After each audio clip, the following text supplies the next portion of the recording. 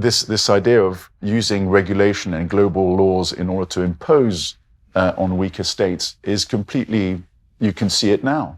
The template was set, and it's been a process of establishing through the offices of these international institutions a world which would be governed centrally, that strip you or me and anybody in this room of any actual rights. And suddenly the state tells you it is unconstitutional, but we'll do it anyway. And the reason why is because there's a scientific body of opinion that says that you ought to have drugs in your veins. And a scientific body of opinion never says you ought. Yeah. As soon as someone says that the science says you ought, they've made the leap from is to ought. Yeah. And science concentrates on is, not on ought. And so the idea that you can somehow blindly follow the science, and also that you're moral by doing so, is about the most anti-scientific proposition that there could be.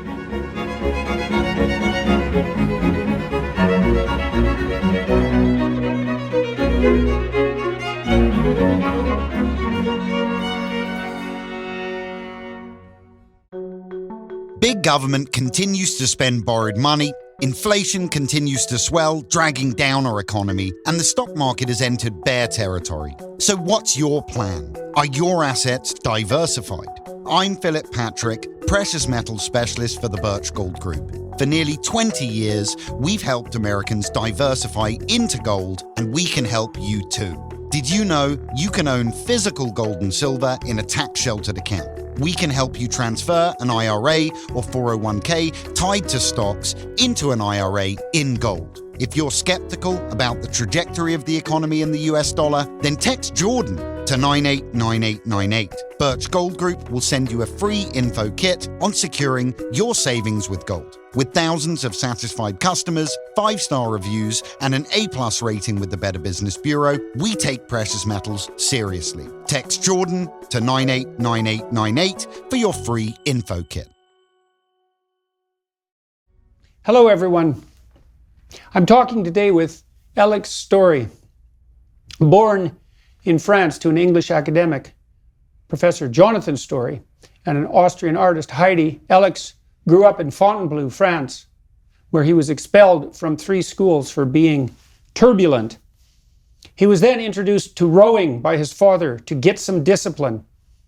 Alex left home at 17, moved to the United Kingdom to pursue his rowing ambitions, and was an Olympian in 1996 and a competitor in the World Championship in 92, 94, 95, and 97, where he placed in the top ranks and held the world record from 98 for several decades.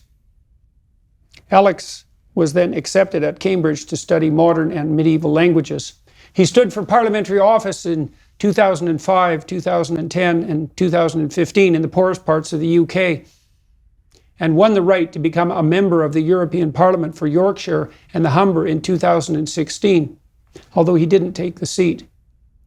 He attended the MBA program at Judge Business School in 2014 to 2016 at Cambridge, and currently works in finance as head of sales at a US broker. Alex also started writing publicly in the aftermath of the Black Lives Matter movement during the COVID lockdowns, and publishes weekly in the UK and US press for The Express, The Critics, Spectator, Country Squire Magazine, National Review, and American Greatness. Today, we're going to talk about a variety of topics, including Karl Marx and John Maynard Keynes, Charles Darwin, and Thomas Malthus, who originated the hypothesis that biologically minded political actors used to justify the claim that we are suffering from an excess of population. And so, well, away we go with that discussion. So very nice to meet you, and I'm looking forward to our conversation. It's my pleasure. So we talked a little bit about where we might want to start. You had a bit of a biographical account that will lead us into the topic of today. So I'm going to turn it over to you. Yeah. So I'm a father of 4. My first son has Down syndrome. When something like that happens, things happen and the world is revealed in a slightly different way. When Joshua was born and we took him home, the initial question that anybody and everybody asked was, "Didn't you know?" And initially I just said, well, we didn't know. But it kept coming back and back and back. And then eventually I just thought, what are you saying? If we had known, what do you think we ought to have done? And essentially what they were saying is, it's unusual to have a Downs baby. Of course, if you had known, you would have had an abortion, or you'd have had aborted the baby. That's the thinking process. And obviously, accidents do happen, but accidents sometimes can be very good for somebody, in the sense that Joshua, I think, may be a much, much better person than I was before. Simply because I realized that in that day, on the day that I learned this about his condition, I thought the most important thing is living and life. And it doesn't matter whether he goes to Cambridge or not, and it doesn't matter whether he can speak a few languages, and any of that actually became irrelevant. And as my wife was crying, as she discovered this, I tried to not cry, because I am the man of the family, so it's really important that I don't, and I stay stoic about these things. But I said to her, look, he's not going to be very good at maths. He's going to be like his dad. He's going to be quite clumsy like his dad. There's all sorts of things like his dad that he's going to be. We will love him. And I think that really brought our relationship even closer.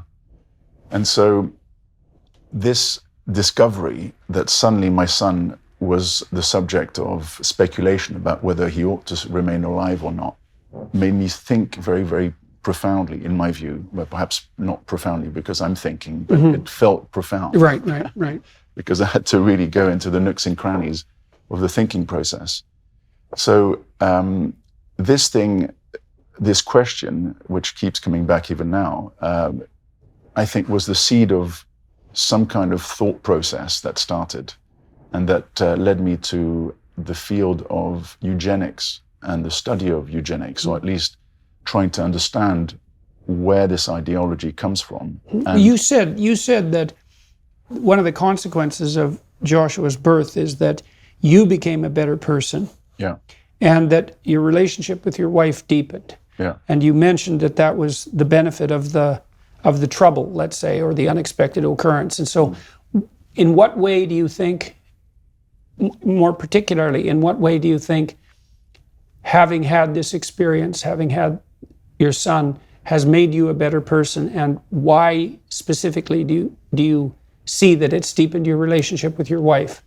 Because suddenly I had to man up, and I had to take responsibility, and I had to be there for her. And for her in a way that was different than before. Absolutely. And so what made it different? Well, because we were both together. And this was our family that we were building, and everybody in that family would be my responsibility. And so is this something like the determination to take on a joint challenge? Exactly. And actually, when I heard that sometimes men leave their wives because of a birth like that, I was appalled. But also, I thought, I'm not going to be like that. I will be somebody else. And so my life up to then had been relatively carefree.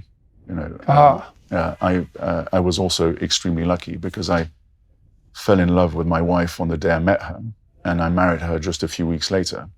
And how long had you been married before the birth? Not very long.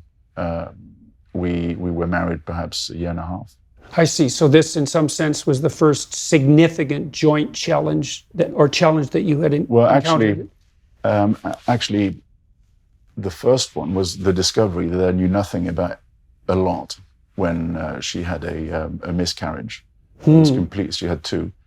And I just stood helpless when she was screaming in pain, and I wasn't really sure what to do. And I felt and I realized how little I knew about things, and I had no idea about what to do. And apart from trying to say empty words, to try and.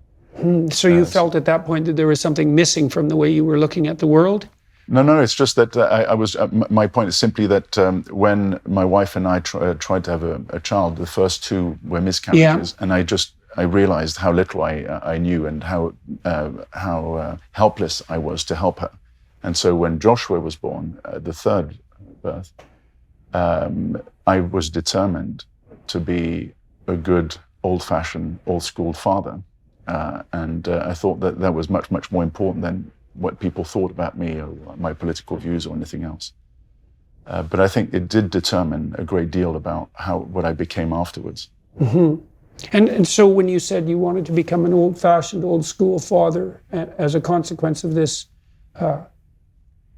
challenge, how did that manifest itself to you? What was it that you said you strove to take on more responsibility, and you made that clear to your wife. Yeah. And you also regard the decision to take on that responsibility as something that was transformative morally, but also intellectually, which is what we're going to get into. Yeah. And what did it mean to you to become an old-fashioned, old-school father, as opposed to, let's say, what? Well, by that I mean the thing that did rescue me was sports. I got kicked out of a few schools, mainly because I was always challenging authority. And I think if you speak to a lot of my peers, in fact, a friend of mine, David, I won't say his surname because he might be upset if I tell you, but I was with his son, and his son asked a question about me, and we'd been drinking a lot of really good wine at the time. And David just said, Alex is just unmanageable. And I think that this is something that had led me into lots of problems at school. And my father did the old-fashioned thing of saying, you need some boundaries, you need a routine, you need to be able to work through a process in order to go from A to B. You need to be able to become good at something. Right, so the adoption of a disciplinary framework. Exactly, and so and rowing is brutal in that sense. I mean, we don't run into one another, but we lift a lot of weights. We train 2 or 3 times a day. It's complete and utter dedication. And this is, once you get onto that treadmill, what happens is that your body changes very quickly. The perception of yourself changes as well. You become big and strong and fit. And also because you don't do any of the things that your peers might be doing, such as taking drugs or drinking wine or getting drunk at parties. All of this is sacrificed. All these landmines are avoided.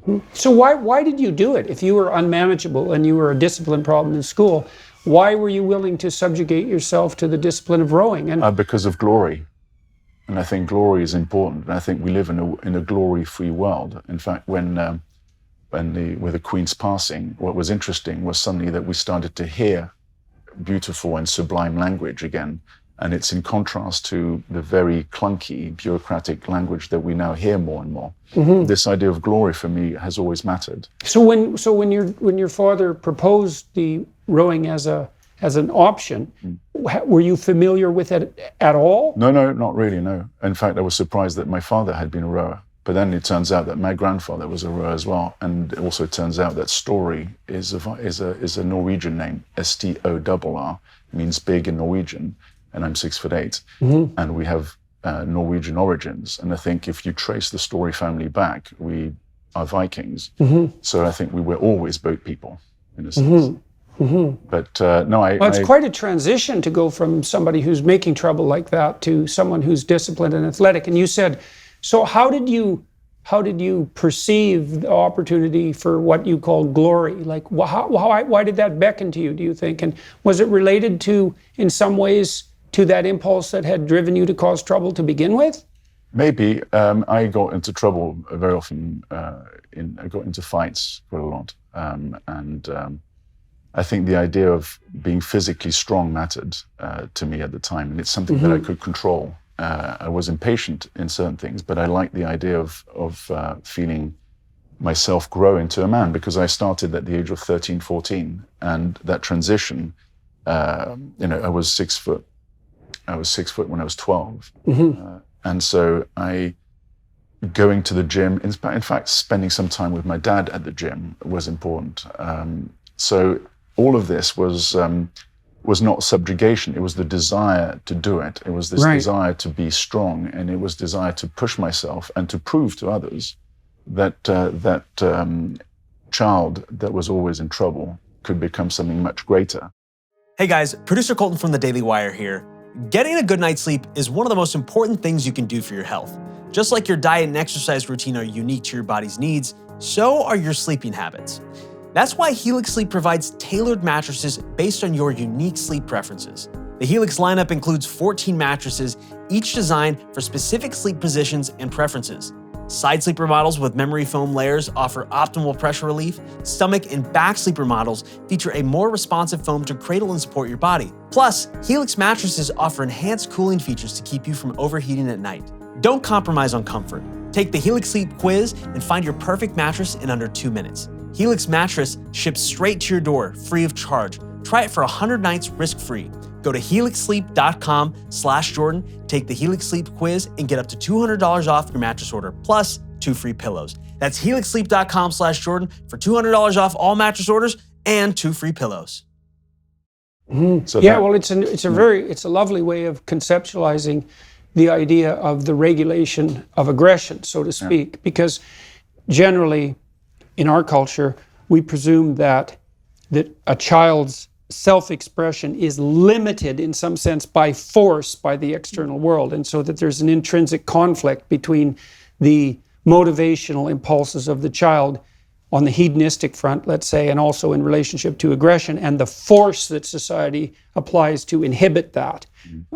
But it's a much better idea to conceptualize that in the optimal sense as a kind of integration rather than as a kind of suppression. And so you could say if you were a child, you were physically larger, and so that is one of the predispositions to that is one of the factors that predisposes to a more aggressive temperament, because if you're aggressive and little, you tend to get pounded flat, but if you're aggressive and big, you tend to be more victorious, and so it maintains itself. But then you might say, well, what do you do in a situation where you have a child who's motivated at least in part by aggressive and competitive urges?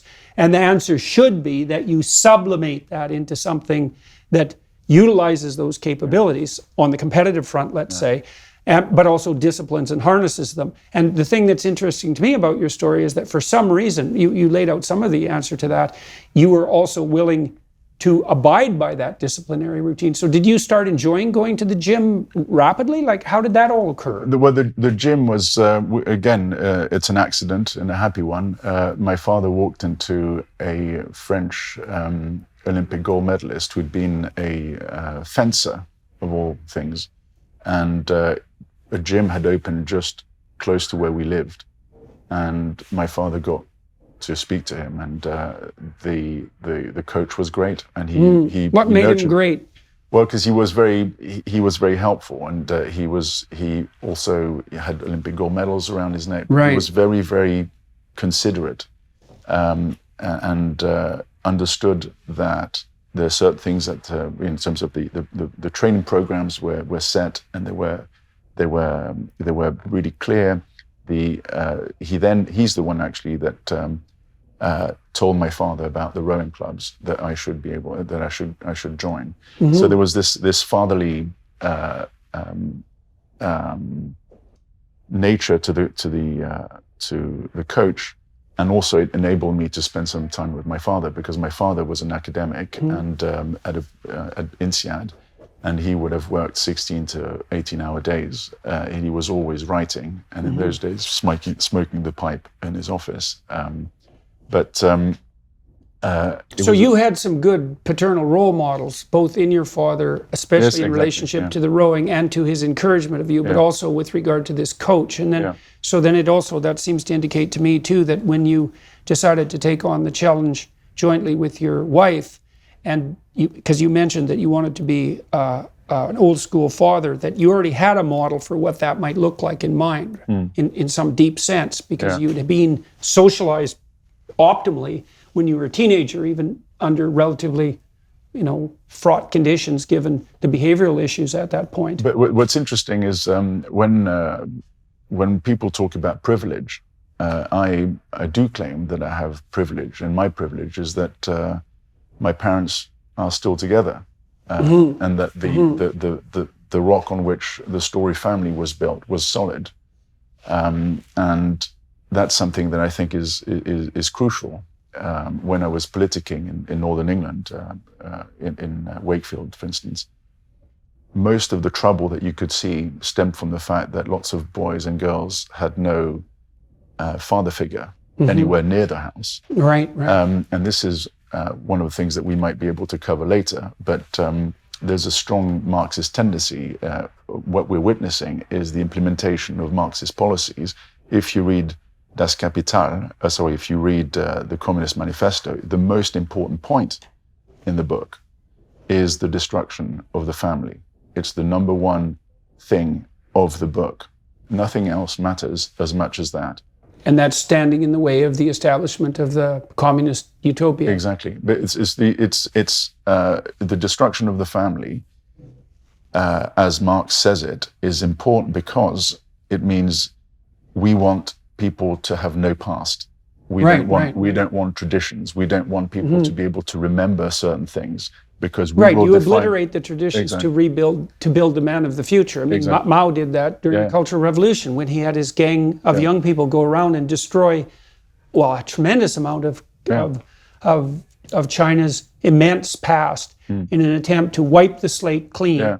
Which meant wiping a lot of people off the slate, by the way, to wipe the slate clean so that the new utopian man could be built. And that's also allied with that modern notion of radical social constructivism, which is that we're only what our socialization makes of us. There's no intrinsic nature. And so the idea, for example, that there might be multiple reasons for the absolute necessity of the nuclear family as the bedrock to civil society, that's just an arbitrary supposition as far as the Marxists and the radical constructivists are concerned. And so... that we saw it in the Black Lives Matter manifesto. That's the key point, was the destruction of the Western family structure. So my privilege is, if I have any, is that my parents were there. And it wasn't always easy because in those days, when you were kicked out of school, there was a 1920s style punishment that awaited me. I mean, at home. Yeah, it was pretty scary. And I remember, because in those days it was just one phone, and we had some gravel in front of the house, and me coming back knowing that I'd misbehaved. The teachers had already called saying I wouldn't be welcome back at the school. And then I heard my mother pick up the phone, dial my father's office. She spoke quietly, and I could hear on the first floor my father shouting down the line. And I was petrified. So why do you think you have a positive attitude towards your parents, given that they were, because you could make a case that, the school, you had multiple disagreements with the school, and it's an open question in such cases whether it's the school's fault for being arbitrary and not dealing with you properly, or if it's a consequence of your misbehavior, and they report you to your parents. Your parents don't take your side precisely, or that's one way of looking at it. There's punishment associated with that and some fear, but you speak of your parents with respect. And so why is that? Why do you think that despite your fear as a consequence of the apprehension of the consequences of your misbehavior, you still have this overlying sense of the support and integrity of your parents? Well, that's because I think they were right. I accept that I behaved badly. I don't blame the school, and I don't blame my parents. I blame my own behavior. And I think one of the interesting things about the life we live in is that the person who takes responsibility for his action is always more pleasant to meet than somebody who keeps blaming somebody else for his woes. Oh, it's also hard to change other people. Exactly, and but it's also easier to blame somebody else. And I think the introspection, and this is the sense of self-discovery, questioning what you've done and questioning how you did it, and what impact you might have had through your words and your actions onto others, I think is a crucial aspect of humanity. Oh, that's the confession. That's the prerequisite for redemption and atonement, fundamentally. Well, it is. I mean, that's the it's. You have to know what you did wrong, and you have to come to terms with it, because how are you going to change it otherwise? Exactly. And you have to figure out exactly what you did wrong, and then you have to figure out how you might change that if you could, and then you have to be willing to. When you started rowing, when you started to discipline yourself, were you also, do you think, attempting to atone for your misbehavior? Were those things tangled together? No, I had, there's a very romantic side to the way I look at the world. So I'll give you an example. I had a job interview when I was much younger, and the person asked, so what would you really like to be? And I said, is that a real question? And the guy goes, yeah. I said, I would love to be a knight on a white horse with a shining armor, rescuing... How old were you? I was about 25. Oh. Rescuing damsels and in distress. So I didn't get the job, but I just thought I'd let it rip. I don't need to be. Where do you think that image came from for you? I don't know. It's an interesting one. I mean, I started reading a lot about medieval history, and the more I do read about medieval history, the more intricate and beautiful it becomes, because there are lots and lots of things in the tapestry of history that are worth looking at. And so it's not just that once you get involved in that kind of universe, it drags you all the way to the beginning of time in a way, because you keep thinking that one occurrence in, let's say, 1190 was actually based on a presupposition, on a philosophy for 500 years before, and then you start to dig into this really, really incredibly rich soil that's our history.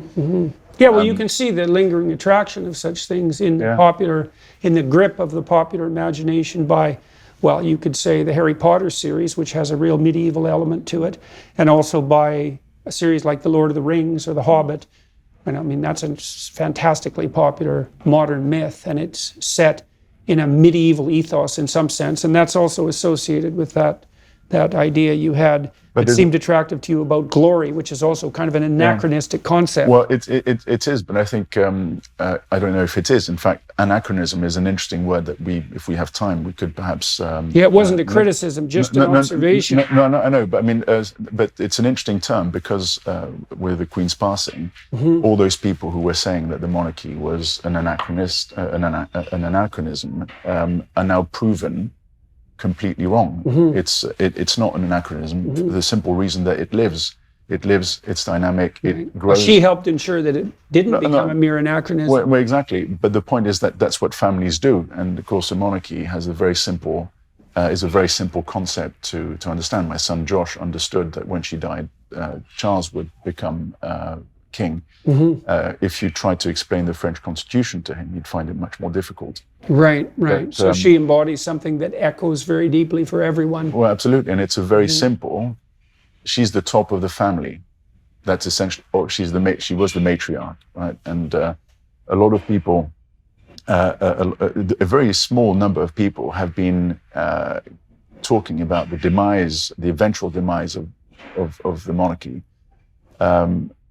But actually, you realize that their support is very, very, very thin. And what you realize is it's not just on this topic, it's on every single topic that they push through. And the reason for this is, in my view, is the fact that it's not anchored in anything. It's anchored in theories, and their theories, they then try to impose these theories on a very complex reality. They're always wrong because the one thing that they don't do is try to understand the humanity. Well, that's why they deny that the a priori structures exist, because that enables them to remain invisible. You know, if I start with the presupposition that you and your family are nothing but what would you call a relativistic manifestation of the arbitrary social contract, then there is nothing to understand. You can just replace that with another arbitrary construct. And the danger in that, I would say, apart from the fact that it's incorrect on multiple grounds, including biological grounds, and much more than that. But it also justifies your use of power, and that might be the underlying. It's so interesting because the Marxist types tend to claim that power motivates everything. And I always think of that as more of a confession, as an observation. It's like, well, your ideology sets you up such that you're tempted constantly to use power because you believe that people are infinitely malleable and they should be made over in the image of your ideology.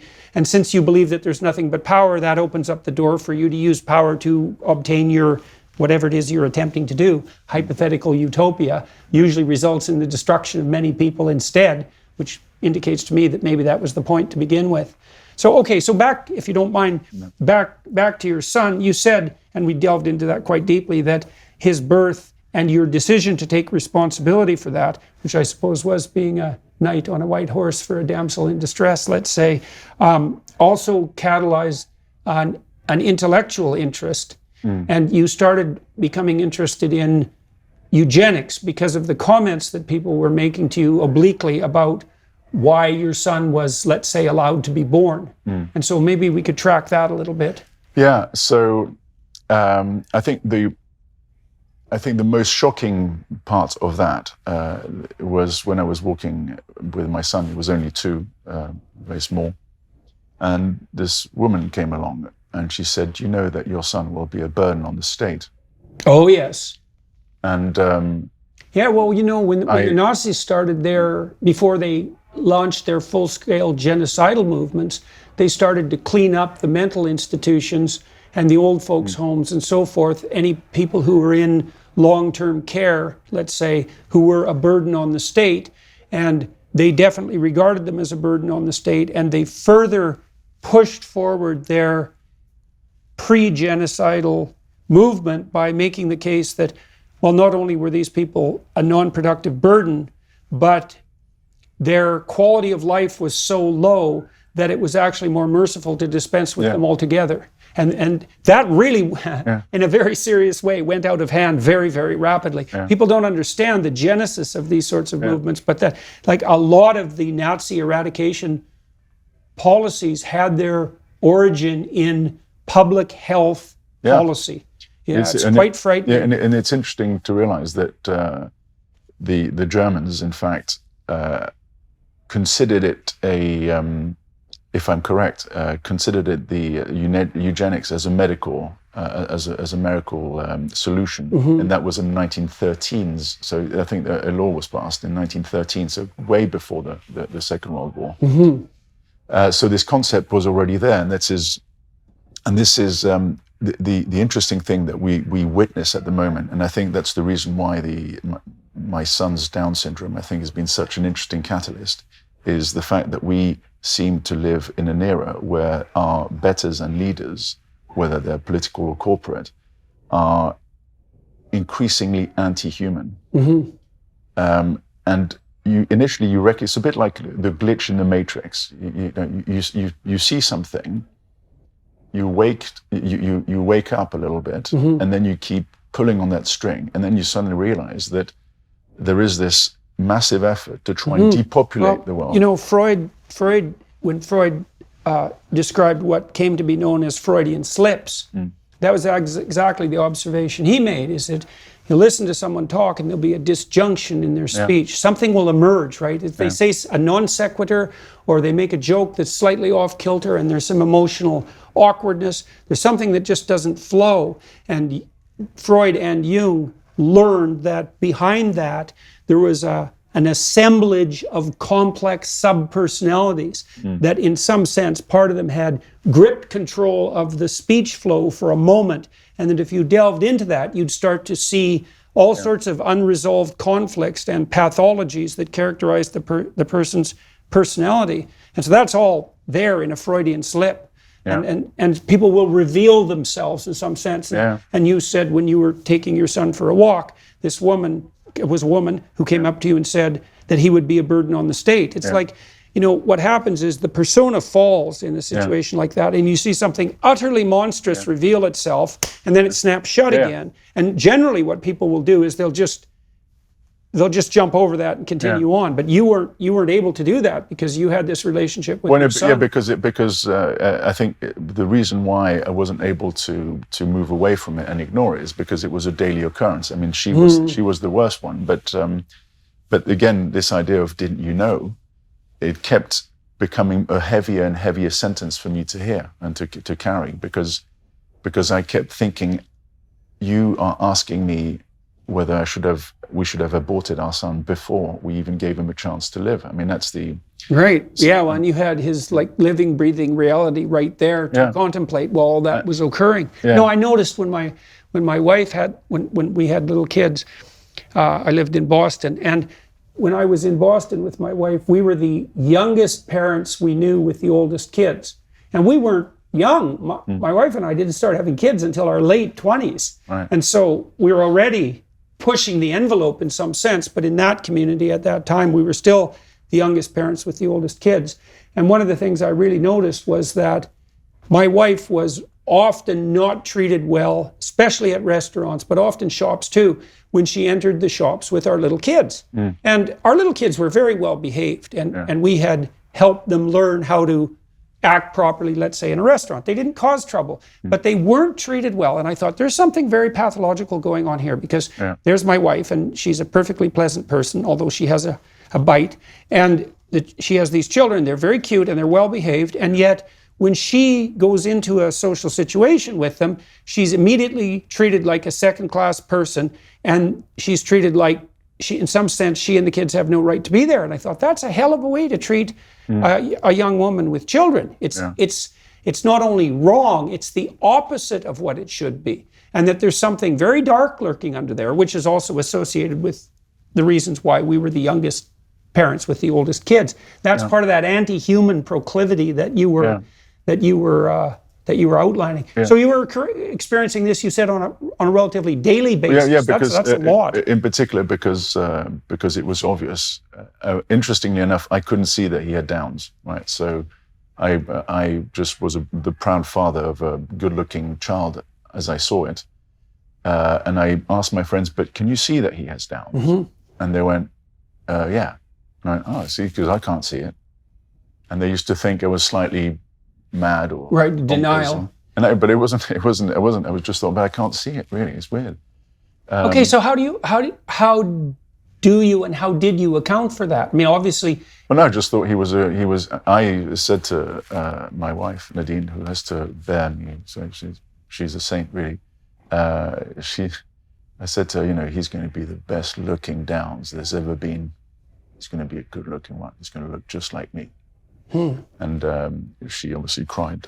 She didn't laugh. I was hoping to try and make her laugh. So you were able to see the person behind the syndrome, let's say. Well, I was like just, I don't know. I mean, I knew, and I thought, actually, it's amazing. He looks good. He's very strong. He's big, and he's fine. But I couldn't and I can't really explain why or exactly why I couldn't see it. But it was just an observation, and I used to, when I used to ask my friends, they probably thought I was perhaps denial, or if you're a psychiatrist, you might go deeper into it. But I just. Well, how long after he was born do you say that you loved him? Oh, but as soon as I saw him. And so it's interesting that you were able to manage that despite the challenge, let's say. Yeah. So, and I mean, it seems to me that that's something that you're relating, is that you had a relationship with your son immediately that superseded the condition. Yeah. And you could think of that as a form of blindness. That's one way of thinking about it. But I've often thought about this with children, because everyone thinks their child is special. And of course, there's millions of children. And you don't necessarily think that every child that you encounter on the street is special. And then you might say, well, are you blind about your child? Or are you blind to every other child? And I would say it's the second that's true, is that you can actually see your children, but you don't have enough mental energy or maybe enough breadth of character to see all other children. And so maybe, and I've thought too that love in some sense is the grace of God, is that if you're in a relationship with someone that's characterized by love, you see each other in some deep sense, and you can't see other people like that because you don't have the ability. But it's not like the love is a delusion. It's the opposite of a delusion. Exactly. And that's the interesting thing, perhaps, is the negation of love by imposing and very smart people who tell you that love is nothing but a chemical. Yeah, right. Well, that's exactly. And so and it produces a delusion And, it's a hell of a way to look at things. I know, and of course, what they're robbing people of is the most beautiful thing, which is the ability to emote for somebody else, and to invest yourself in something else. Well, and also to live in that condition. I mean, if you're around someone that you love, and that love defines the relationship, there isn't any better thing you can do. No. And so then to minimize that, to call it some sort of biological or biochemical aberration, which is the worst form of unconscionable reductionism, is to reduce the highest possible goal to something that's nothing but like a trivial consequence of some underlying materiality. It's appalling, and it's really demoralizing. Well, yeah, because the thing that elevates everybody, that enables you to sacrifice for the greater, good of your family or whatever it is that notion of love. It's what gives you the ambition. It gives you the motivation to do greater things. Once you start to get into that thinking process, you realize just how established in our institutions this idea of lack of love has become. Designed for anyone to sell anywhere, Shopify gives entrepreneurs the resources once reserved for big business. An all-in-one e-commerce platform, Shopify helps business owners achieve independence by making it easier to start, run, and grow your online storefront. Shopify reduces the barriers to business ownership by making good e-commerce more accessible and intuitive. Shopify helps you to find customers and drive sales wherever you are online, market your business with built-in tools for creation, execution, and analysis, manage orders, shipping, and payments, and gain the insights you need to scale your business. Dedicated to empowering independent business owners everywhere, millions of successful brands trust Shopify to sell, ship, and process payments anywhere. Get started by building and customizing your online store. No coding or design experience required. Go to shopify.com/JBP for a free 14-day trial and get full access to Shopify's entire suite of features. Start selling on Shopify today. Go to shopify.com/JBP right now. That's shopify.com/JBP. And I think that's it's the denial of the human being. And it's it's the heart of stone versus the heart of flesh. In order to be a good human being, you don't go through a tick box exercise. You have to emote for the other person, and this reciprocity has been dismantled. It's no longer, it's that you love your neighbor as you love yourself.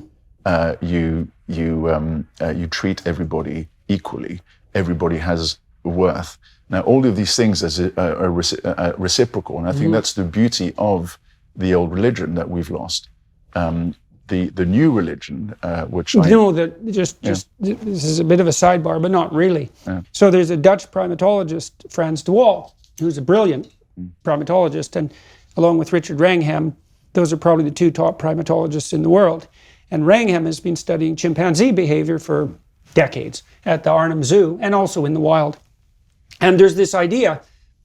I had a graduate student once who's now a business colleague of mine, very smart guy, doesn't say much, but when he says something, he's thought about it for like 10 years. And he thinks all the way to the bottom because he's also an engineer. And he told me once that I should stop using the term dominance hierarchy. And it took me quite aback because I understand and believe that social animals organize themselves into hierarchical structures, and I'd never really considered the implications of the term dominance hierarchy. And he said, there's a Marxist element to that terminology that you're not taking into account. And I said, well, what do you mean? He said, well, it's predicated on the idea that the fundamental process that arranges the hierarchies of social order is the expression of power. And I thought, oh my God, that's true. And I thought really that strain of Marxism had invaded biology to such a degree that became an axiomatic presumption. It was really shocking to me. And then I started talking about hierarchies of competence and more recently of hierarchies of voluntary play. Now, de Waal, and this isn't just an arbitrary reconfiguring of my thought. There's a man named Jaak Panksepp who studied play behavior in rats. And he showed quite clearly that if you paired juvenile rats together and allowed them to play because they wrestle, that in the first contact, the bigger rat could win over the smaller rat. 10% weight advantage would be enough to guarantee victory. So if you just studied one play bout, you could derive the conclusion that the bigger, stronger, and more dominant animal won, and that play was based on domination. But he paired them together repeatedly, and this is key to the issue of reciprocity. He paired them together repeatedly, and rats live in social groups, so they interact repeatedly. Once they have established that initial hierarchy of ability, let's say in the wrestling ring, it's incumbent on the little rat to invite the big rat to play. But the big rat, if the big rat doesn't let the little rat win at least 30% of the time across repeated bouts, even though he could win every single time, if he doesn't allow the little rat to win 30% of the time, the little rat will stop asking him to play. That's a stunningly brilliant observation. And then de Waal has shown, you have this notion of the alpha chimp, right? And everybody has kind of a caricature in their mind of the alpha chimp. It's like chest bumping, playground bully thug, rises to the top, has preferential sexual access, and thus is more reproductively fit. And de Waal has taken that idea completely apart. It's simply not true. The first thing he's demonstrated, or one of the things he's demonstrated, is that some chimps do rise to positions of sexual predominance and social authority through the use of physical intimidation. But they tend to have short-lived rules. Their troops tend to be very fractious and emotionally unstable and rife with conflict. And they tend to meet a very sudden and violent end. Because if they ever weaken, then two of the chimps that they've intimidated will band together and tear them into pieces. And he's documented that quite continually. And then he showed too that in many of the troops that he studied, sometimes the smallest male has the highest social status, particularly if he's extremely good at reciprocal interactions and peacemaking. And he showed that the stable alphas are the most reciprocal animals in the troop, male or female, and that they cultivate reciprocal social relationships and mutual grooming constantly and track their friendship networks and are extremely reciprocal. And so de Waal has shown, like Panksepp did, that the true basis of stable social organization is reciprocity, fundamentally. And consent as well. It's voluntary. Yeah, exactly. And that, voluntary reciprocity. And this, if we go back to sports, that's the voluntary investment of your life in a discipline. It's voluntary. You want to do it, and because you think you can get something out of it. But the consent bit is an interesting one, because we live in an era of revelation, in my view. Things have happened where suddenly, we've opened a world for those who want to see that the idea that we were living in a system where consent needed to be sought actually has been dismantled. How did we see it? Now, in the UK, we had Brexit, for instance. It took 6 years. We still have these battles. But what you see is more and more people on the Remain side of the argument denying that the vote nearly took place, or attacking those people who voted in the wrong way. The idea, the notion that you should seek consent or consensus is completely gone. Bottom up. And the reason for this is because, as we said, humanity, if you think about this, this anti-human nature, you can say, my opinion is worth much more than yours. We are not the same. There is no reciprocity. And there's no reciprocity if the fundamental basis is power. Well, exactly, but that's the interesting thing about the alpha male, because I completely see, and I think most of us see, that without consent there can be no stability. You cannot create stability out of perpetual warfare. But the thing about perpetual warfare is that it enables dilettantes to think that something is changing. So, in other words, they require discord in order to have meaning for themselves. So hatred is a powerful emotion that replaces everything. That's in my view one of the things that we're witnessing at the moment, where you have one group that's hoping, it doesn't matter how many they are or represent, or the numbers they represent, but they are quite happy to impose their worldview because they're righteous. So your theory is something like the generation of chaos produces a landscape where the narcissists are more likely to thrive, it's something like that. Yeah, because it's a question of self-importance. I asked my wife because she's from East Germany, and East Germany was an extremely unpleasant place. Yeah, 1/3 of the people there were government informers. I know, and we don't have the time to go through it today. But some of the stories that her parents, my parents-in-law, told me were quite interesting. But the point, what she said is, I just want stability. In other words, I don't want perpetual revolution. I want stability. And if you think about societies, most people, and most of us here, want stability. And yet what we keep being sold is change. Change is the only constant. You need to go for change. You have politicians. And the faster the better. Yeah, exactly. Especially in the face of an emergency. Well, exactly. And so what does that lead to? It leads to a confusion. It can only lead to confusion if the one thing that you go for is change, and if you completely disregard stability. Stability, whether it's in society or in the family, within the family setup, is it's the thing on which you build everything else. Without it's that, even the thing within which, so there are two fundamental personality traits. So there's 5 dimensions, but they clump. And one clump is stability, and the other clump is plasticity.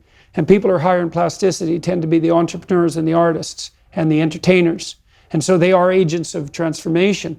But both of those personality elements working in tandem are necessary for, let's call it, the most stable solution to emerge across the longest span of time. And so you have the proper elements of ordered stability with an interleaving of necessary transformation as the environment transforms. And your dreams sort of do this. So imagine that during the day, when you're conscious and awake, the parts of your brain that are responsible for that operation are imposing a stable order on the world despite its aberrations, because of course you don't know everything, so you don't map everything accurately.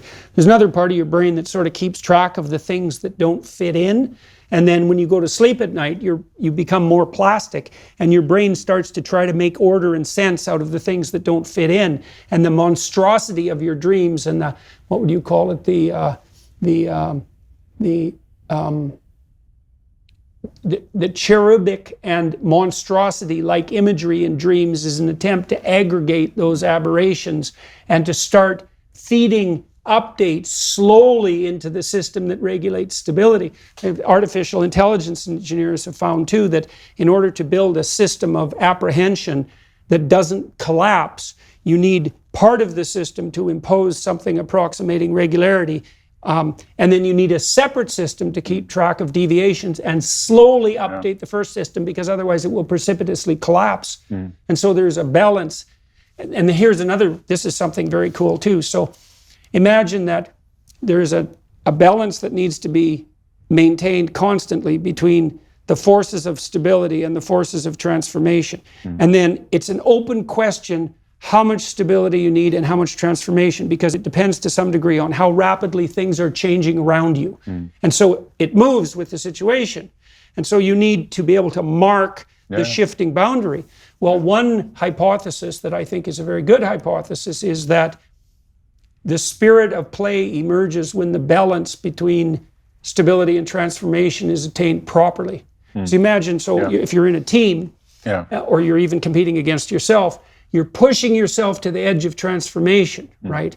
And if you're playing properly, you're pushing yourself so you're transforming as rapidly as you can without exhausting or undermining yourself. And that manifests itself as a sense of deep, and maybe as the sense of deep engagement that you found when you decided to start rowing instead of misbehaving, right? So you hit that point of optimal play. That also catalyzed your development. And you could say that play is reciprocal in the most fundamental sense, and to play with other people or to play against yourself in some sense.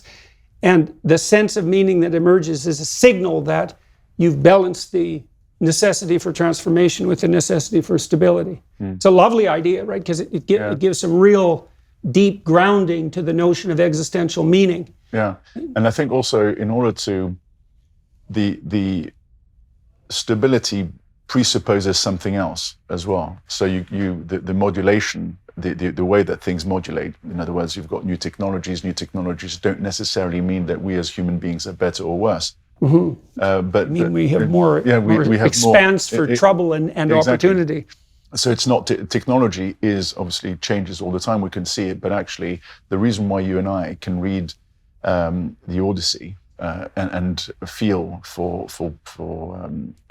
Helen and is that we can read a story from 2,000 or 3,000 years ago, and the arc of the story remains the same. The tragedies are... Well, that's sort of the fundamental religious claim in some sense, is that the arc of the story remains the same. Exactly. Yeah. And so there's the eternal and there's the ephemeral. And that's the...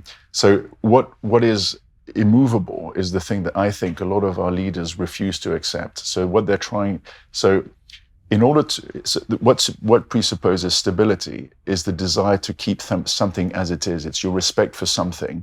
If you keep selling the change story, what you're essentially saying is that you want to dismantle what is there, because obviously in this particular context, because it's bad. Well, if you're low status, let's say, within the current hierarchy, one medication is to advance yourself according to the rules of the current game.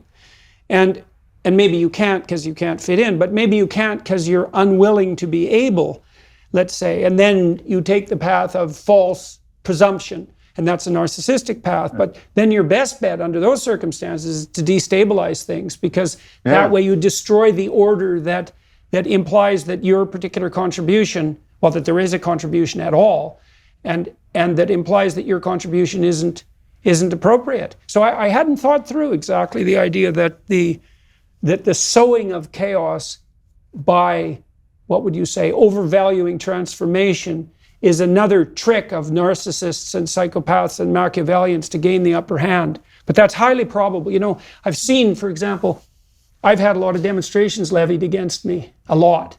And some of them were very intense and unpleasant, like very intense and intense and unpleasant. And they were mounted against me by people of the left, although that happens on the right as well, and it's happened to people I know by radical right-wingers. It's very interesting for me as a clinician to observe the people who are fomenting the protests. In my case, a lot of them were female, about 60%, probably 70%, and a lot of them were left-wing activist types, university students. And so, but intermingled with those women were a handful of men. And in Toronto in particular, and in Ontario, I encountered a lot of protests. And at a number of the protests, the same men showed up. And as a clinician, I could just spot who those people were immediately. Like one of them, for example, stood with a girl about 2 feet behind me at, I think it was University of Western Ontario. It's one of the worst protests that I was in. And they had an air horn. And air horns are plenty loud enough to damage your hearing. And they were blowing that air horn right on the edge of where it was damaging to me. And I looked at the girl, well, I thought, I don't know what you're up to, but I could tell what sort of person he was. He was there to upset things so he could prey on the women in the crowd who were the protesters. So he would come and advance himself as, well, I'm on your side, I'm one of you. And it's like he was 100% a predator. And I saw him and his ilk at all sorts of different demonstrations. And so he's the sort of person, if he sows chaos, it gives him opportunities that he wouldn't otherwise have, because he had no competence in any real sense. Those sorts of men are so appalling that you can hardly even imagine what they're like, unless you're very unlucky and have had the opportunity to get to know someone like that. So that notion that chaos can be sowed so the narcissists and the Machiavellians can flourish, that's a very interesting idea and highly probable. You certainly see it on the protest front. So back to your son. People were questioning the ethics of your decision to continue with his life, essentially, and also questioning you about the blindness that you had that in some sense enabled that. And then you said that gave you an insight into something that was deeply anti-human going on underneath the surface. Exactly. And so I like reading. And so I read the biography of Keynes, and the biography of Keynes is all about Keynes as the economist. There are some segues into his politics. He was liberal or Labour, certainly of the left.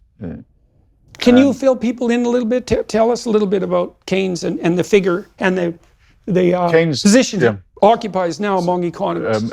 Keynes is the cornerstone of the Western economic thinking infrastructure in a way, because GDP is essentially the way that we calculate our wealth in across the world is an equation that he came up with. Mm-hmm. So he set the metrics. Yeah, he was extremely influential. What was interesting about Keynes is that he is the one that negotiated the reparations that Germany had to pay with the French after the First World War. So he was a very, very influential character already. In the 30s and 40s, he obviously was an asset manager, but he was also very involved in politics and in the field of think tankery. In other words, he was very close to Mosley, interestingly enough, which he was our fascist leader, and Mosley had been in the UK, the fascist leader in the UK, right? And he had been, unsurprisingly, a very prominent Labour MP, and he was also very interested in sociology. So he was part of the Bloomsbury group that was very close to the Fabian group, and the Fabian group became the Labour research group. And this is Keynes specific, not Mosley. Keynes. No. So I'm just explaining the kind of groups that you had. So Keynes was part of the Bloomsbury group, but it was very close intellectually to characters like Sidney Webb, Beatrice Webb, Bernard Shaw, and all these people who were extremely influential. In fact, the LSE is a product of the London School of Economics. Yeah, exactly. And so when you read the book, it's nicely written and obviously a substantial amount of research. But the thing that completely goes by the wayside is the most important part of what Keynes himself believed about society, and you can only see it in an asterisk. There's a little asterisk, and as I said, you read the sentence and it says, John had to go to this place. And the slight description below is he went to speak to the Eugenics Society, and of course that's a Freudian slip. Exactly, and so again, it's the glitch in the machine, because you're going, hang on, it's 1943. We have a war going on with somebody who's very, very for eugenics. We are at war. We're sacrificing the entire British Empire to defeat that man, and that man's cornerstone ideology is eugenics. What is somebody as substantial as John Maynard Keynes doing at a eugenics dinner? And it turns out that he was the president of the British Eugenics Society from 1937 to 1944. And his last speech at the Galton Institute, Galton being the cousin of Darwin, importantly, Galton was a very, very prominent eugenicist. At that speech, he stood up and he said the most important field of social endeavor is eugenics. And so we should do a sidebar quickly so that everybody understands what the field of eugenics proposes. And the idea is it's an offshoot of a pathological streak of Darwinism that claims that it stems in some sense out of the claim that the fittest survives. But then there's a twist on that to imply that the fittest are therefore morally and physically superior in some moral sense, and then which is not an implication, by the way, of standard modern biological evolutionary theory. And then more that you can identify those who are fit, let's say, by looking at those who are currently successful in society, and you can infer their moral and physiological superiority, and then you can rank order people by that superiority, and you could improve the race by not allowing those who were substandard, let's say to use the Nazi terminology, to multiply. And that's technically wrong from the perspective of evolutionary biology, because it's a tenet of modern evolutionary biology that you cannot select for fitness. So you can select for a given attribute, and you can presume that that attribute is associated with fitness, but there's no justification whatsoever for that claim, because what constitutes fitness in some real sense varies unpredictably as the underlying landscape transforms. And so there's no basis for eugenics claims in the tenets of modern evolutionary biology. But that didn't stop hypothetically biologically oriented thinkers who were saying follow the science to lay forth a eugenics movement that did capture much of the left wing and the right wing in very many ways. From about 1890 to about till 1945. Well, no, actually, I'd go much further than that. Eugenics is now the core of our modern societies. I think eugenics has seeped through. Don't forget that Keynes was one of the drivers of the formation of the United Nations and giving the pound sterling's supremacy to the American by allowing the dollar to be the only currency pegged to gold. All the other currencies in the world would have to translate or exchange their currencies into dollars, and then from dollar to gold. And that's a really important point. So in other words, he was already going for this idea of one global government. And there are some really interesting books that you can read. I'll send them to you because they're so interesting. One of them is Fabianism and the Empire. And in there, the pamphlet states very clearly, we start with National Socialism, we will then go to international socialism. So this idea that you consolidate socialism at home nationally, and that's important because the National Socialists and the International Socialists, the communists, are essentially not on different sides of the equation. It's just a progression. One is national, and then it goes into the international space. It's a progression towards radical centralization. Exactly. And predicated on the idea of implicit superiority. Exactly, but it's always done with the imposition. Force is always needed, and you can see that. You can read that. Everything's power, you know. So. Well, that's right. And if you read Mein Kampf, for instance, what happens is that Adolf is very, very clear about his views. You use power to impose, and you don't dwell too much in the detail. That's what he says in his book. He says, I don't want to be criticized because of my policies. I just want you guys to understand the broad picture. Right. So in other words, it's a replication. And Hitler definitely led by inference, because if you look at his statements, the statements of the sort that you described, he would lay out a low-resolution vision and insist in some sense that other people fill in, let's call them the gory details. Yeah. No, exactly. And so the idea, when you start to think about what it implies, that booklet is so interesting because they talk about the idea of free trade as being an imposition on less cultured nations. And that book says that China will have to, we will have to impose free trade on the Chinese. It's 1902 at the time, because these people, because their culture hasn't moved on, and therefore, because it hasn't moved on, it's subject to Darwinian eradication. Yeah, exactly. And so you've got so the reason why that's so important is because if you then bring it to the United Nations and what Keynes's view of the world was, you can see. There's a strange implication in that phrase, survival of the fittest. Yeah. Because in some sense, and this is the case scientifically, the Darwinian proposition is a tautology, because it really means those who survive, survive. Yeah. It doesn't mean those who survive are most fit, except if you gerrymander the meaning of the term fit. And you don't know what it means, right? Well, it changes too. Yeah. So the way mosquitoes solve that problem is each mosquito, there's not a lot of variability in mosquito behavior as a consequence of socialization. So mosquitoes have a lot of offspring, maybe who knows how many tens of thousands of potential offspring per mosquito. And there's some biological variability across the set of offspring, and almost all of them are eradicated before they reproduce. Otherwise, we'd be knee-deep in mosquitoes in no time. But you can't predict a priori which of the variants that are produced by a given mosquito pairing are going to survive. You can't predict that without running the process.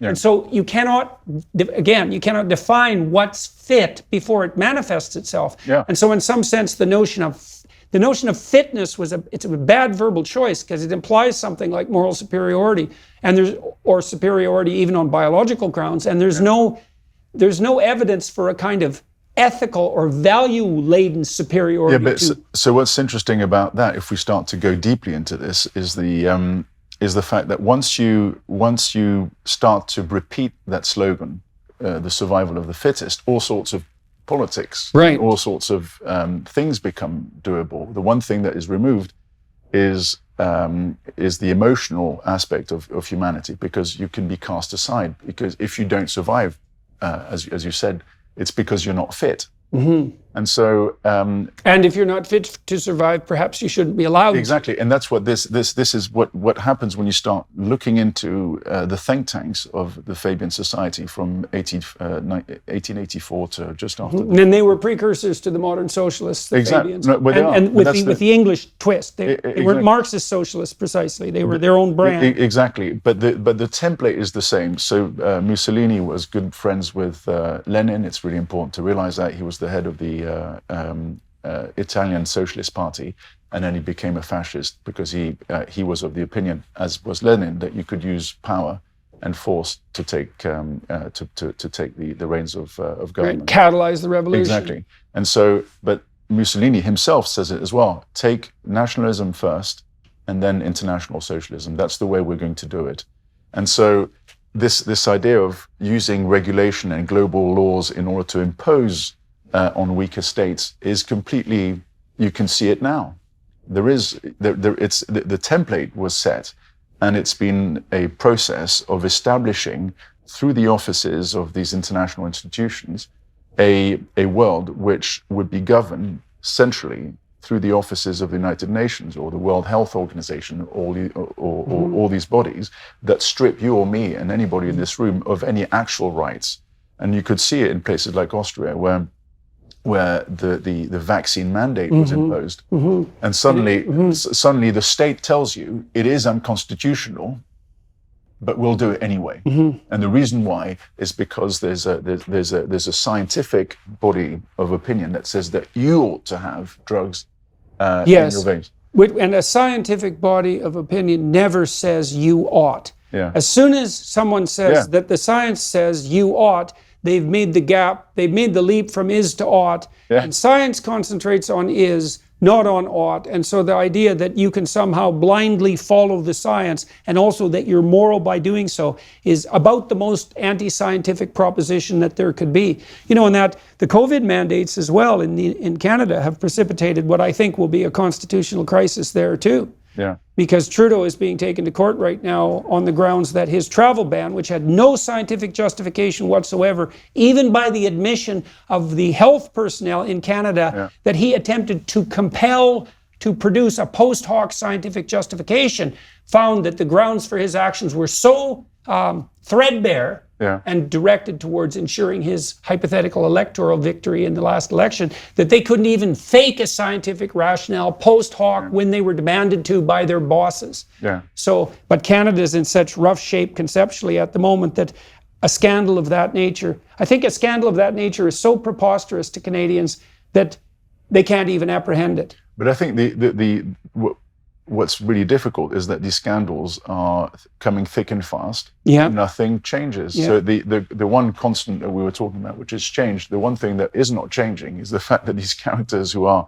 intellectually bankrupt are brazening it out. Yeah, well, this winter might change all that. As soon as energy costs hit mortgage rate levels in the UK, then that game is going to be up. Yeah. Because it just won't be sustainable. But that's true, and that's why the interesting thing is that, I mean, we probably shouldn't spend too much time on the political landscape in the UK because it's complex and it's probably not that interesting in the long term. But what's interesting here is that some big things are happening which prove to us, to the observers, that the current leadership and thought, the current leadership structure and the current thought process has led to complete. Has led us, or has been led by people who are constantly wrong. They're wrong about everything they do. They're wrong in everything that they say. For the They're reason wrong for in this, their vision. They're wrong in their everything. strategy. They're wrong in their use of But power. in particular, because what we've seen in Europe over the last, let's say, 200 years, is a desire through the Fabians. It's interesting. I will send you that book. It's very important. But Fabianism in the empire. what you see is people despising people who work for money. Yeah, right. Right. People, the markets are. Yeah, that's like the Dutch not paying attention to the farmers, Exactly. or the Trudeau government But that's demonizing the truckers. But it's deeply set. I mean, this and the reason why the Fabians decided to permeate the institutions, that's the terminology that you should perhaps keep in mind when you read these books, the permeation of institutions. So that's where the Long March for Yes, the institutions exactly. came from. That's the idea. That's where that's the development. So it's really it's a very interesting, a bit dry, but it's an interesting book. And then suddenly what you see is that they notice very quickly in the early 1880s that the working man doesn't vote for them or for their policies. Right. And they're really upset that they really like this chap called Disraeli, because Disraeli was a very very erudite, smart, funny kind of statesman. And the working class is intractable in its refusal to see its own best interests. Exactly. So that's part of the process. So they decided we cannot win, but what we can do is become experts, and through our expertise, we go through the channels and we enable politicians to implement our policies, because we will advise them on the solutions. And that's detailed out in it's in a book. And so once you start to look at these things, you realize that the enemy of these people is the person that says no to them. Yeah. So you need force. You need there is no consensus to be had, and therefore what we were talking about, which is this this relationship between you and me, this reciprocity, this is a sign of respect. It's and sustainability. Absolutely. So if we are, lots can change, technology can change, but if we as human beings choose to accept that we are the same in terms of value before God, if we choose to accept that for my actions, there are certain things that they will have an impact on you, and vice versa, then we create a society that actually is quite stable and worth living in.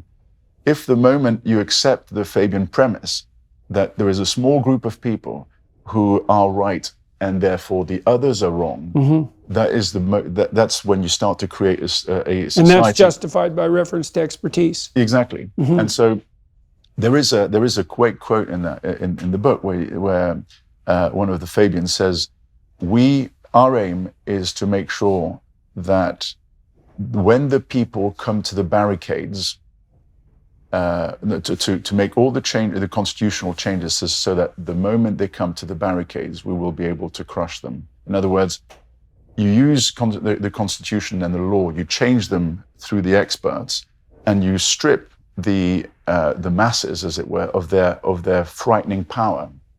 Once they get to the barricade, it's too late. That was the idea that they were developing, and so all of that becomes, I think, with hindsight, that's the reason why we live in this era of revelation, in my view. So much, if we choose to see what these discussions and where these ideas come from, and really just try to map them on today's world, we see lots and lots of strands that lead from the 1880s to 2022.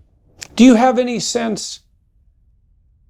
You talked to me before we started the podcast about the entanglement of Keynes' ideas with those of Marx and Darwin and Malthus. Yeah. And you talked about this profound anti-humanism that you saw manifested, say, in relationship to your personal life because of the existence of your son. Now, and we talked about, we took a pathway through the notion that top-down force is justified by the existence of a privileged and fit elite, with the rest of the people, let's say, being in some real sense necessarily expendable. So I would like to know how you think that the Marxist ideas, is the connection with Marxism the notion that the masses need to be transformed in their conscious apprehension by the elites? Is that the fundamental point of contact? So in the Communist Manifesto, both, by the way, Mein Kampf and the Communist Manifesto say the same thing. One of them is, we will lead the revolution. There will be a small group of believers who will lead this world or these people to the promised land. So it's, again, the experts. It's the reason why Marx is part of the picture, in my view, or the kind of the ring, as it were, is because he sees humanity through the lens of something that actually doesn't exist, which is class. I don't think that people see themselves as part of a class. They might have said it, they might say it in their speech because it's a shorthand for, you know, somebody who's here, somebody who's there. But actually, conceptually, there is no such thing as a defined class. And you can see it in elections. I mean, lots of politicians make mistakes, and the mistake they make is that they assign somebody's views about something on their political, on their supposed so social. they presuppose a class consciousness. And this presupposition leads them to making the wrong decisions or to be taken by surprise, because the assumptions they made are not based on anything observable, but they're based on their own delusions. You could see that in the U.S. with the Democrats surprised that the working class is no longer on the side of the Democrats. And of course, they're to blame. Because well, you see this in Canada too. But if the populace was just as enlightened as the leaders who were working on their behalf, they'd obviously be supportive, let's say, of Trudeau's radically socialist policies. They're not enlightened enough for that. Well, no, of course, because they've got real jobs, and real jobs, as we know, are dirty. I worked in a restaurant when I was a kid that was run by a couple of small businessmen. Guy who I worked directly for was named Scotty Kyle, and Scotty was a rough guy. He was about 32 or 33, I was about 14, and he'd had most of his teeth knocked out in fights, and he'd been an alcoholic for years. He quit drinking about 5 years before I knew him. Unbelievably funny person and very, very bright. And I was working for the socialists in my town at that point when I was 14, and they had a pretty good small business policy. At that point in my province, Alberta, there was one socialist and like 200 conservatives, that was it. And the socialist was an old labor leader, and he was actually a pretty good guy. In any case, and people voted for him in this small town, not because he was a socialist, but because he was a good guy. In any case, the socialists, the New Democratic Party, had a pretty good small business policy. And so, but the guy I worked for and the owner of the restaurant, who was also a working class guy, they didn't have anything to do with the socialists. And I asked Scotty one day, I said, why in the world don't you and Ken support the NDP? They have a way better small business policy, and you're a small business. He said, yeah, but we don't want to be a small business. He said, people vote their dreams, not their reality. I thought that was so bloody smart, you know. And I think that's part of the issue that's problematic with regard to class consciousness, is because a lot of people who are in the lower strata, let's say, of the socioeconomic hierarchy, don't identify, to use that horrible word, with that strata. They have aspirations, and if not for themselves, for their children. And they would like to set up a world where the successful can thrive, partly because they would like their children to be successful. And then, so that's a great reason. I never forgot that. And then about the same time, I'd been reading George Orwell, and Orwell talked about the Fabian types a lot, even though Orwell had some socialist sympathies, being, what would you say, an avatar for the working class. The road to Wigan Pitt. Yes. A must read. He said in that, he said that he couldn't understand the middle class, you know, shoulder or elbow patch wearing socialist who identified with the working class but was certainly not part of it. His observation was, part of the reason that socialism failed to grip the working class is because those socialists didn't love the poor, they just hated the rich. And I also think the working class has a real instinct for that. Working class has an instinct for that, and distrusts that sentiment of envy, you know, masquerading as compassion for the poor. No, but that's a really interesting one. So the interesting thing about the dislike of the rich is, of course, they are themselves rich. And there's a great description in the book when they start off, or the Fabian society first meets, about 15 or 20 people. And the guy just notes that there's only one guy who could feasibly call himself working class. Right. And I always thought it was a guy called Stan, who went there by mistake And you just turned out it was a pastor, and you thought, maybe there's some clients for me later. Right. But the interesting thing is, the one thing they despised in particular was the landowning class. And so what I think they were trying to do is to find a way to become the new aristocracy with the same privileges, and to find ways to be permanently funded. And that required the ability to find pockets of capital. And what's the best place to seek permanent funding? Well, that's the government. And so the interesting thing is that they did everything they possibly could to and you'll see in the writing, the aristocracy was part of where they came from very often, but they wanted to be able to be in a position where they couldn't be removed from earning good money, and at the same time they also wouldn't have the ties to the working population that you need when you're a landowner. Because of course, when you're a landowner, you work in agriculture, you work with people who are dirty, who've got dirty fingernails and all sorts of things like that. So what because they're in touch with reality. Exactly. And so what's interesting about the vocabulary used by the Fabians is extermination. It's everything that has to do with commerce is evil and bad and dirty and everything else. And you can see the language already being extremely That's violent. disgust language, not fear language. Yeah. So if you read, I read a book called Hitler's Table Talk, and I had learned at that point that there was a large connection between certain forms of extreme political views and the emotion of disgust rather than fear. And the Table Talk is a collection of Hitler's spontaneous utterances at mealtimes, collected over about 4 years. And all of the references to the people that he wanted to exterminate are disgust language, not fear. But that's what George Orwell talks about. He says, it's the smell. They smell bad. Right. And as a result, which is very visceral emotion. It's the worst. It's the worst that you can possibly say. Right. That's what he describes. But yes, so Marx fits into this because, like all of these guys, you're atomizing humanity in artificial what's the word? Categories. Categories. And I think that's what we are witnessing. And then you put Malthus in there, that lays in very nicely. Malthus was the reason why Malthus makes sense is because he's the first one that starts to go for economic reasons. In other words, for an abstraction. Perhaps we should have fewer human beings. Right.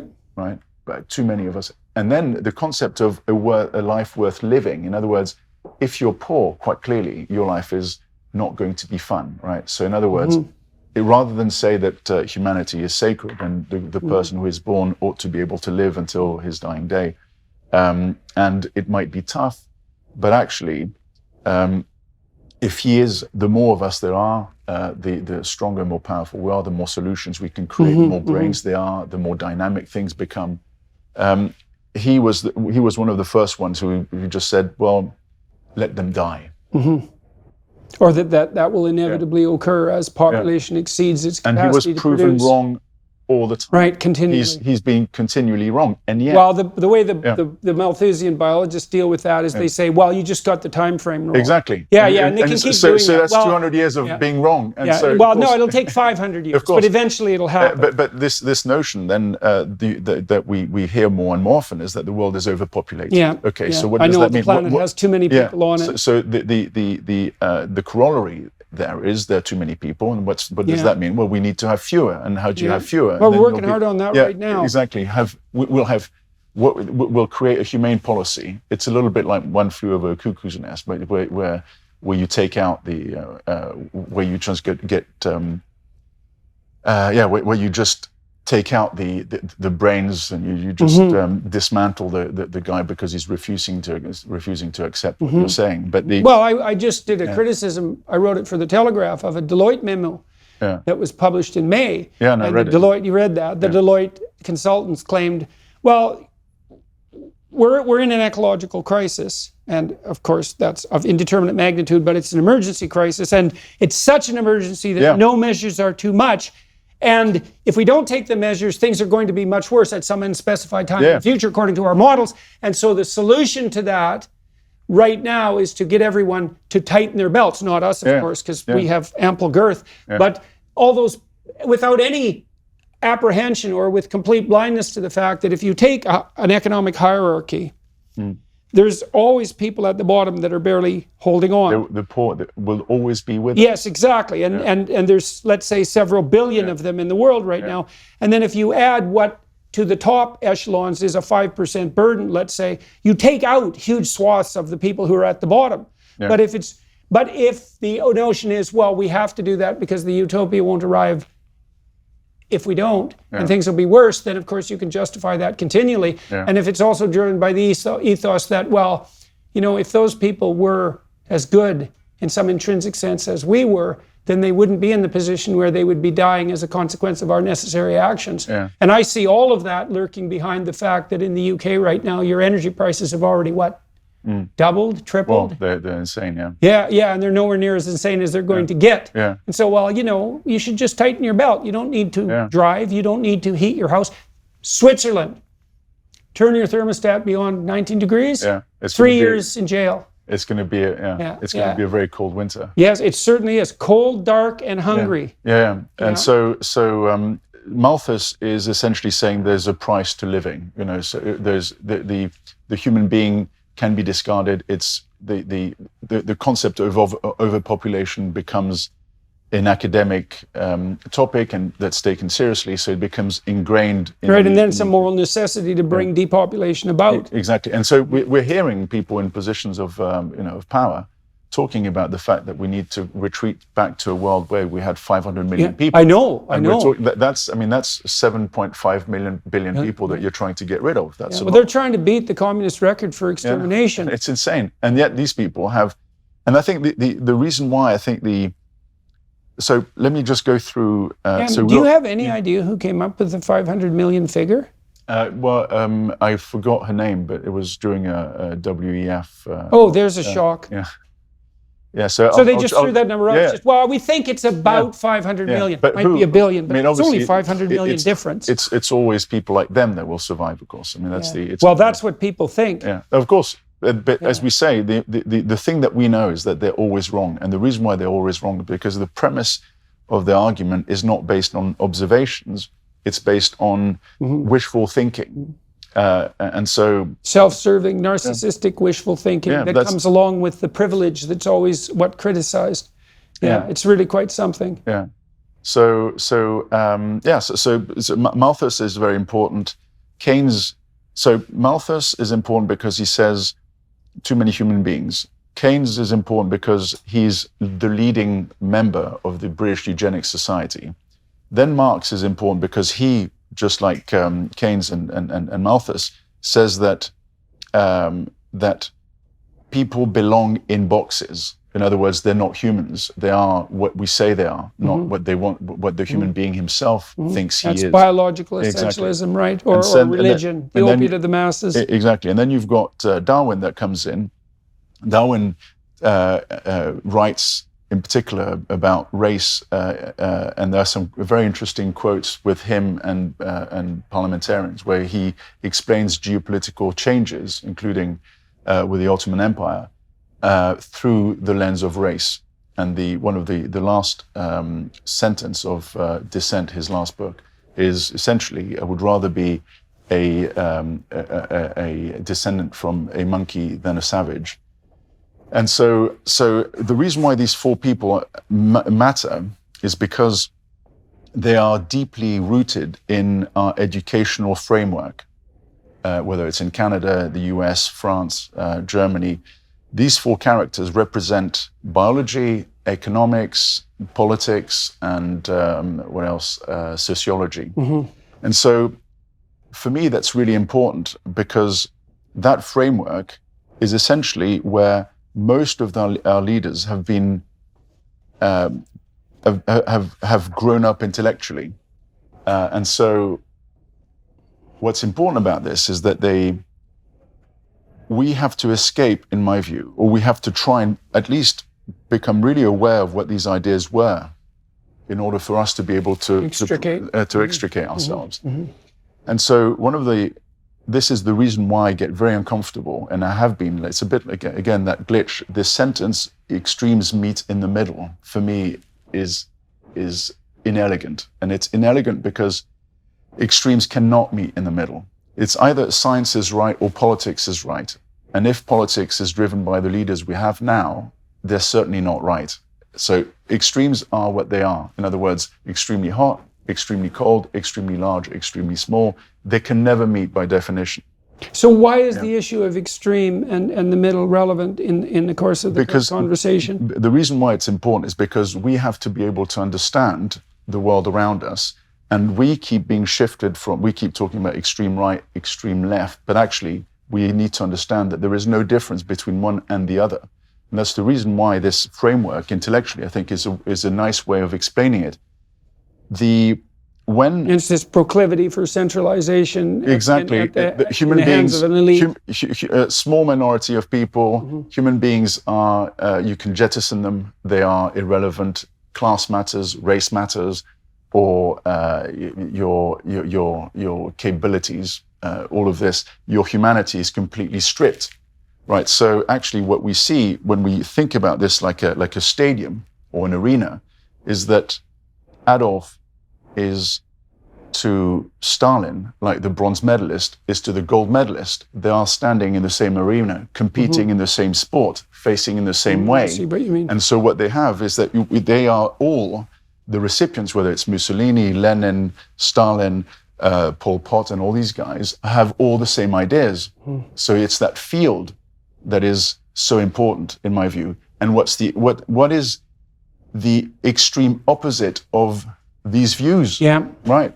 That is a question. It's love your neighbor as you love yourself. I thought about it as the spirit of playful reciprocity. Yeah. It's the opposite of power. Exactly. It's love your neighbor as you love yourself. Yeah. It's we are made in the image of God. Yeah. Reciprocity. This is what we've been talking about. And consent actually, and voluntary association. Absolutely. Yeah. And so there is an extreme, but the extreme is not either left or right. We have to. So if what I'm saying makes sense, it's a bit long-winded, I know, but it's because sometimes we have to unpack certain ideas and everything else. I think the important thing there is to realize that whether the totalitarians themselves all operate under the same presumptions, that's what we're facing. And technology gives them a power they didn't have before. But there is hope, as there always is. The hope is that we rediscover our humanity. And there is a body of text that says just that. Yeah. It's just that we need to rediscover it. And we need to be very clear about the roots of